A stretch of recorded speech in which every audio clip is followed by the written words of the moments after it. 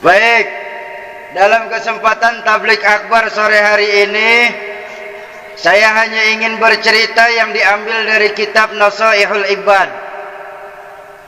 Ketika satu hari Al-Imam Al-Faqih Abu Lais, atau yang dalam kitab tertulis Syekh Ibrahim bin Adham, atau yang biasa kita kenal di Pedandan ini dengan nama Imam Hasan Al-Basri, ketika beliau lagi enak berjalan di satu pasar, beliau dihadang oleh beberapa jamaah. Assalamualaikum ya Imam. Waalaikumsalam. Bu, yang nanya dari Pedandan soalnya waktu itu, Pak. Waalaikumsalam, Bu. Ada apa? Kami mau tanya Imam. Mau tanya apa? Kenapa si Imam sampai sekarang ini doa-doa kami ini belum didengar sama Allah? Sampai sekarang permintaan kami belum dijawab sama Allah. Permohonan kami belum dikabul sama Allah. Padahal kami ini untuk sholat Imam di Pedandan ini, walaupun di akhir waktu,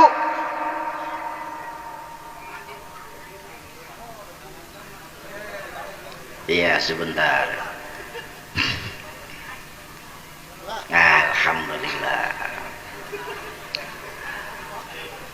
Sampai mana saya barusan?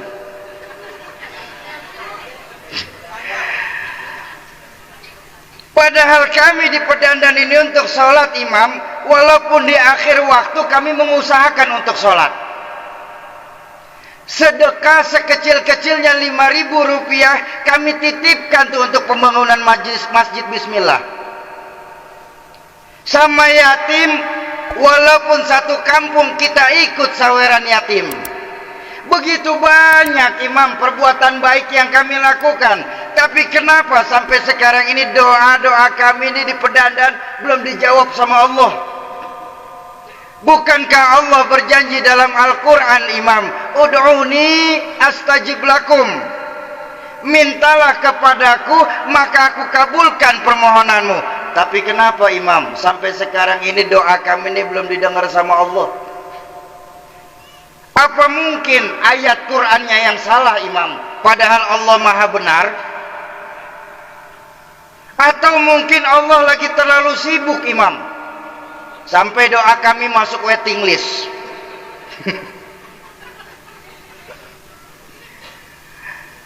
Mendengarkan pertanyaan tersebut, Imam Hasan Al-Basri tersenyum. Beliau berkata, para jamaah tablik akbar di dusun Pedandan, ya Imam, apakah kita tahu yang menyebabkan sampai sekarang doa-doa kita belum didengar sama Allah? Iya kita sholat, iya kita sedekah, iya kita santuni anak-anak yatim, iya kita sayangi itu janda-janda tua, muda-muda.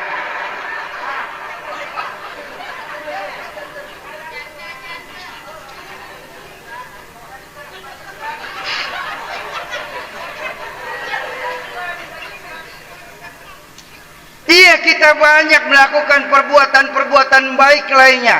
Tapi tahukah kita kenapa sampai sekarang ini doa-doa kita belum didengar sama Allah? Tidak tahu Imam, makanya saya tanya. Yang menyebabkan sampai sekarang doa kita belum didengar sama Allah, kata beliau, itu dikarenakan hati kita ini mati. Dari hati yang mati, bagaimana strum doa itu bisa sampai ke hadirat Allah Azza wa Jalla? Contoh saja. Ini mic ada strumnya. Ada enggak? Kelihatan? Kau bisa tahu? Ada suara. Strum tidak terlihat, tapi gejala dari strum yang terlihat. Betul? Itu kipas angin ada strumnya Pak, mutar. Ini lampu ada strumnya ini, nyala. Ya kalau begitu, tidak perlu kita tanya ke profesor, anak-anak kita pun paham. Di mana-mana kalau ada strum, mic dicolok pasti bunyi, betul? Kipas angin dicolok pasti muter, setuju? Lampu dicolok pasti nyala. Itu kalau jalurnya benar. Kalau begitu, kalau memang punya iman, sujud yang benar, jangan nunggu akhir waktu. Kalau punya iman, sedekah yang berani, jangan 5.000 seminggu. Kalau punya iman, ayo duduk bersama tuan guru yang ada di tempat kita. Itu kalau jalurnya benar. Kalau jalurnya benar. Sekarang saya ajak berbanding terbalik. Strum ada, tapi mic tidak mau nyala. Kata teknisi, oh Soki, yang itu mic-nya koslet namanya. Iya kan? Apa namanya? Ya, lemes bener. Tuan guru, memang di sini kalau tablik akbar lemes begini ya.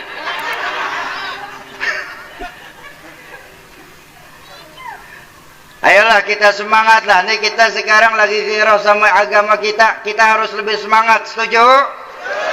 Saya minta ulang. Strum ada, tapi mic tidak mau nyala. Itu namanya Alhamdulillah. Bukan saya saja yang teriak, tuan guru. Strum ada, kipas angin tidak mau muter, kipasnya Strum ada, lampu tidak mau nyala, lampunya Ngaku beriman tapi tidak mau sujud, itu namanya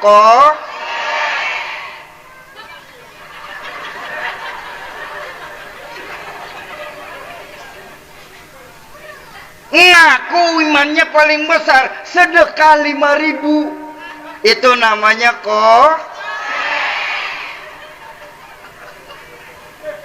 Nah, udah jelas nih, ya. Yuk, di pedandan ini, di tampak siring ini, yang koslet-koslet kita benerin dulu di tablik akbar ini. Supaya apa? Supaya desa kita, dusun kita jangan sampai kebakaran karena ada yang koslet. Setuju? Nah, kalau udah setuju, ayo kita tutup pakai doa.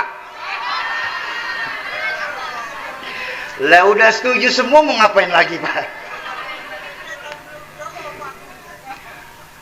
Lalu apa imam? Sesungguhnya yang menyebabkan hati kita mati ini. Dalam kesempatan mengambil tabarukan dari majelis mulia ini, saya ingin menyampaikan beberapa. Mungkin 2 atau 3 lah. Insya Allah 15 menit selesai. Dipotong 10 menit pembukaan, masih sisa 5 menit lagi. Iya udah dengerin aja, nggak sibuk.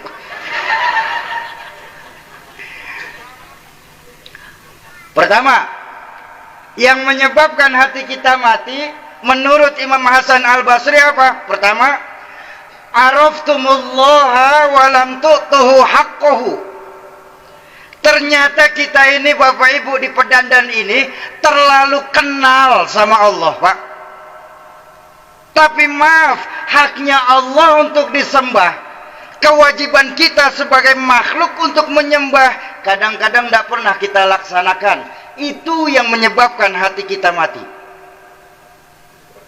Bahkan maaf sekali maaf, kalau mau bicara jujur, kita Pak di pedandan ini pada khususnya, betapa kita nih Bu baru ingat sama Allah kembali di saat kepala kita terbentur tembok. Begitu sudah kejedot, ya Allah, baru ingat Allah lagi. Artinya apa? Kita baru ingat Allah, kalau kata tadi Buya guru saya itu, kita baru ingat Allah kembali di saat kita sedang punya masalah. Lagi punya masalah, oh rajin zikir, ya Allah. Salat, datang ke masjid. Pengajian hadir. Kenapa? Lagi punya masalah. Tapi begitu lolos saja dari masalah, jalan ke masjid lupa. Ini bukan di Lombok, di Jakarta. Ini saya lagi cerita di Jakarta. Kalau di Jakarta kayak begitu Pak. Kalau di Lombok sih insya Allah sama.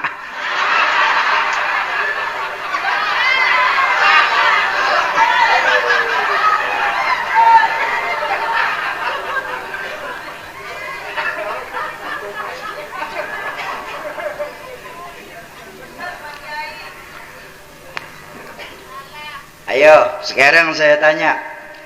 Dan saya yakin sekali, sebagai orang tua Bapak Ibu sekalian, maaf, sebagai orang tua, saya yakin 1000% kita nih di Pedandan ini bukan hanya kenal sama Allah, Pak. Tapi kita ngajarin ke anak keturunan kita. Nah, ya Mak, siapa yang menciptakan matahari, bulan, dan bintang? Allah. Siapa yang menciptakan lautan, gunung-gunung, dan hutan belantara? Allah. Siapa yang menciptakan manusia, malaikat, dan hewan? Allah. Salat apa enggak? Ya udah masing-masing aja, jangan pakai disebut, malu. Betapa kita baru ingat sama Allah di saat kita sedang punya masalah. Makanya saya teringat ketika dulu masih jadi santri, diajarkan oleh guru saya, Al-Maghfurlah Hadratus Syekh Kiai Nur Muhammad Iskandar. Beliau ngajarkan kepada kami para santri itu begini, bahwa yang namanya iman ada 4 tingkatan iman. Yang namanya iman ada 4 tingkatannya, bukan cuma 1, ada 4 tingkatan iman. Pertama, kata beliau mengajarkan, ada al-imanu yazidu walayan kusu. Ada iman yang selalu naik, tidak pernah turun. Mantap imannya nih. Ini iman siapa ini? Ini imannya para anbiya, para nabi. Jadi Bapak Ibu, para nabi itu semakin diuji, semakin mantap imannya. Semakin digojlok, semakin besar keyakinannya sama Allah. Belum pernah saya baca ada nabi mengundurkan diri, Pak. Kalau kadus banyak, Pak.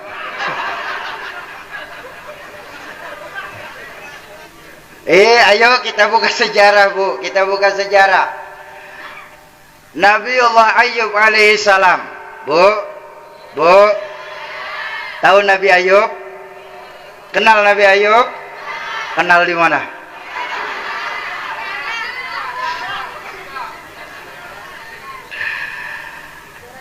Nabiullah Ayub alaihissalam ketika lagi dikasih penyakit sama Allah, Pak, rupanya ada istri-istrinya yang tidak sabar dengan penyakit Nabiullah Ayub saat itu. Hingga akhirnya ngobrol lah nih suami istri Nabiullah Ayub dengan istrinya di kamar. Apa kata istri Nabiullah Ayub? Ayub, ayang Ayub. Ini kagak selesai Bu, kenapa Bu? Apa Beb?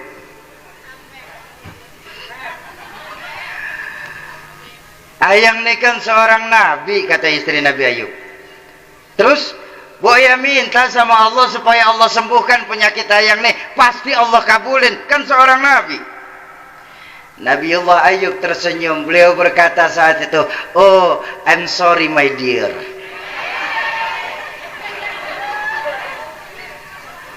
Mohon maaf ayang Beb,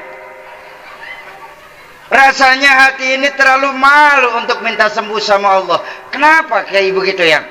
Allah masih banyak kasih sehat saya dibandingkan sakit saya. Nabiullah Ayub saat itu beda sama kita. Baru pusing sedikit jalan ke masjid nggak mau. Di kampung saya, ini saya lagi cerita di kampung saya, bukan di Pedandan. Di Pedandan nggak ada Bu ya, di Pedandan. Saya yakin di Pedandan nggak ada ya Bu ya. Di kampung saya ini, di kampung saya, ya Bu ya, di kampung.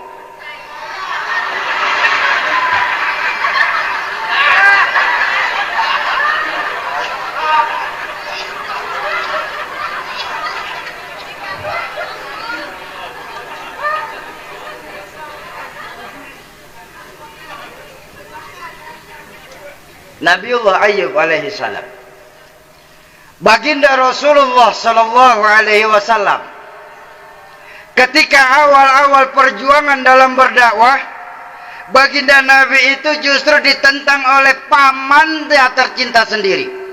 Bahkan gak tanggung-tanggung pamannya menawarkan baginda Nabi untuk berhenti berdakwah. Ditawarkan 3 buah tak, harta, tahta, wanita. Saat itu belum ada kuota, yang banyak onta. Ditawarkan 3 buah tak kepada baginda Nabi. Apa jawaban baginda Nabi kepada pamannya tercinta? Wahai paman tercinta, bahkan apabila kau sanggup menaruh matahari di tangan kananku, rembulan di tangan kiriku, hancur luluh jasadku dibuat karenanya, niscaya tidak akan selangkah kaki pun mundur untuk menegakkan agama Allah di permukaan bumi Allah ini. Baginda Rasulullah sallallahu alaihi wasallam. Kenapa? Karena memang imannya para nabi mantap, selalu naik, tidak pernah turun. Tuh yang pertama. Yang kedua diajarkan ada al-imanu la yazidu wa la yanqusu. Alhamdulillah, makasih. Alhamdulillah. Makasih. Iya sudah. Sudah jangan pakai kue. Ya, iya mau makannya bagaimana sih?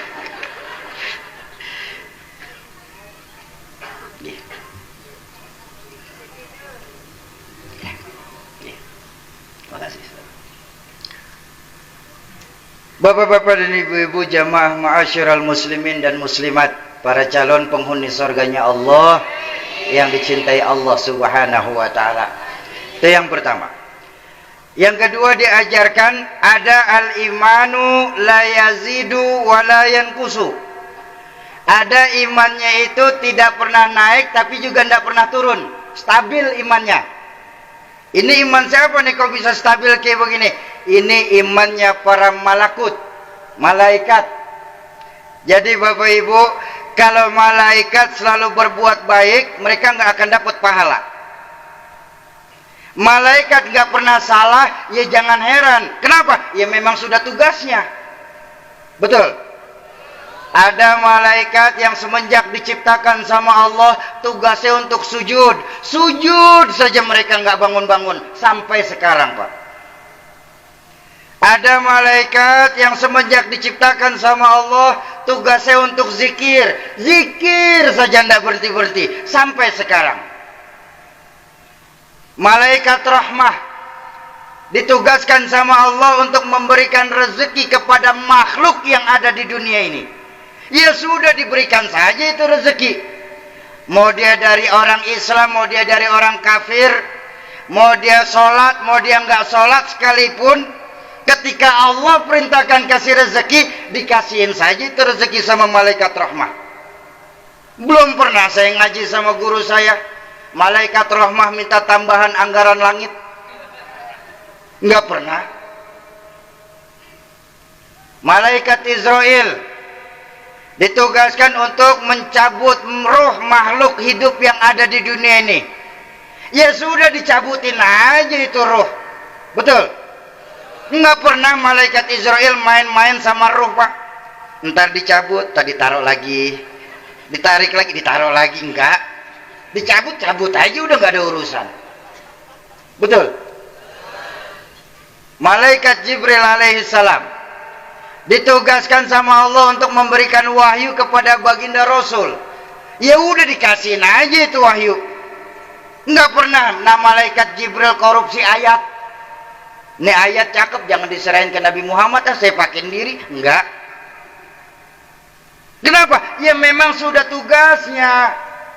Jadi kalau malaikat nggak pernah selalu berbuat baik, mereka nggak akan dapat pahala.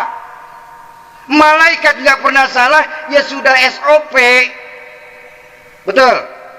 Kok bisa Soki imannya malaikat itu stabil? Karena malaikat Bapak Ibu hanya diberikan akal tapi tidak dikasih nafsu. Jadi kalau malaikat berbuat baik, mereka nggak akan dapat pahala. Lalu yang ketiga diajarkan ada al-imanu la yazidu wa yanqusu. Ada iman yang tidak pernah naik, bahkan cenderung turun terus. Ini iman siapa ini? Ini imannya para hayawan, para hewan. Jadi Bapak Ibu, Bu, kalau hewan hewan selalu berbuat salah, nggak perlu ibu marah-marahin. Benar-benar ini Pak. Ibu pulang pengajian nyampe rumah perut terasa lapar. Masuk ke dapur ngelihat ikan tinggal satu-satunya. Ambil nasi balik ke meja, ikan digondol sama kucing. Nggak usah dimarah-marahin itu kucing. Ya Bu, kenapa? Kucing. Maaf Pak. Kambing kalau lagi datang laparnya, ndak perlu nyari guru saya, tuan guru ini, terus nanya sama beliau, tuan guru ini rumput halal apa haram ya? Nggak perlu. Makan aja, nggak ada urusan. Kuda siang hari panas jalan di tengah-tengah kampung kita di Pedandan nih, mana nggak pakai celana? Apa malu? Lah ya kuda, nggak usah pakai diomongin, dasar kuda nggak punya pikiran, kitanya yang gila. Lah ya kuda. Kok bisa Sauki? Hewan itu cenderung imannya turun dan melakukan salah terus. Karena hewan hanya diberikan nafsu, tapi tidak dikasih akal. Jadi kalau hewan selalu berbuat salah, nggak usah kita marah-marahin. Setuju? Nah, yang keempat diajarkan sama guru saya, ada al-imanu yazidu wa yankusu. Ada iman yang kadang naik, kadang turun. Ini iman siapa ini? Ini iman kebanyakan orang Pedandan. Kebanyakan kita Pak ini imannya Bu. Iya. Ayo mohon maaf Pak. Iman kita kalau mau bicara jujur Pak, iman kita masih sebatas iman dengan siapa kita berteman. Makanya baginda Nabi itu mengajarkan berhati-hatilah dalam memilih kawan. Ya, seseorang itu tergantung dari agama temannya sendiri. Tuh bahayanya tuh. Iman kita nih masih, kalau mau jujur, iman masih tergantung dengan siapa kita berteman Pak. Maaf Bapak Ibu, kalau kita lagi berteman sama tuan guru, cakep iman orang Pedandan ini Pak. Peci nggak copot-copot, sarung nggak ganti-ganti, pengajian hadir. Kenapa? Lagi deket sama guru. Tapi begitu keluar majelis aja ada temennya lagi pada minum tuak, ikut aja minum bareng-bareng. Tuh iman kita tuh. Tapi diajarin sama orang tua saya, itu masih bagus. Iman tergantung dengan siapa kita berkawan. Saya pernah tanya, kenapa ya ayah bilang ini masih bagus? Beliau menjawab, karena manusia Sauki, kata beliau, sosok yang komplit dan kompleks. Selain diberikan akal, Allah juga kasih kita di Pedandan ini nafsu. Makanya setiap hari, setiap saat bertengkar saja dua perkara dalam diri kita. Akal, nafsu, iya, tidak, benar, salah, halal, haram. Setiap saat selalu bertengkar dua hal itu dalam diri kita. Kalau akal kita lagi menang di Pedandan ini, jadilah orang Pedandan, malaikat yang berpotongkan sebagai manusia. Tapi kalau lagi rendah iman orang Pedandan ini, maaf, jauh lebih hina daripada hewan. Kenapa kita bisa jauh lebih hina daripada hewan? Karena sebuas-buasnya seekor sapi, makanannya tetap rumput. Betul? Tapi kalau kita manusia sudah buas, jangankan rumput, bansos dimakan.